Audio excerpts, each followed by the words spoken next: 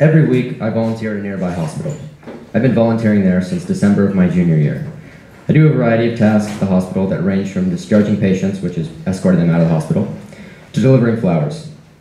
Most of what I do is basic, which makes sense because I'm a high schooler, not a trained professional. During one of my recent shifts at the hospital, I was asked to run an interesting errand. My shift leader told me that somebody needed to be escorted to the emergency room. She told me they were visiting someone who was currently in the ER. I was told I did not need to bring a wheelchair, something I usually do, because the person was okay to walk. To me, this errand already raised major red flags.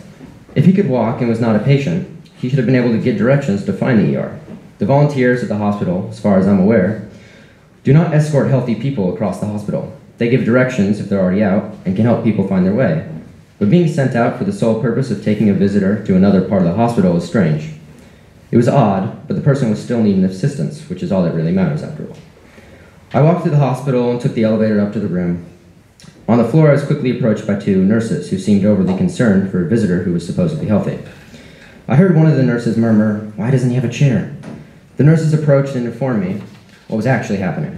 The visitor was not healthy and he was not wanting to visit someone in the ER. The person was actually having a stroke.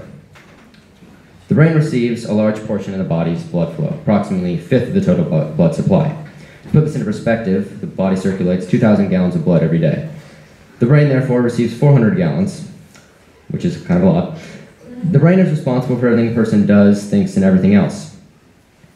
Someone can have a heart transplant, but if similar procedure is done with the brain, the individual will die within seconds. The stroke occurs when the blood flow to the brain is interrupted. It's like a heart attack for the brain, but much worse, since it interrupts the activity of the brain, which is all that is necessary for life at the moment. The worst part of a stroke is the after effects. If a stroke does not kill the individual, they are often left disabled in some way.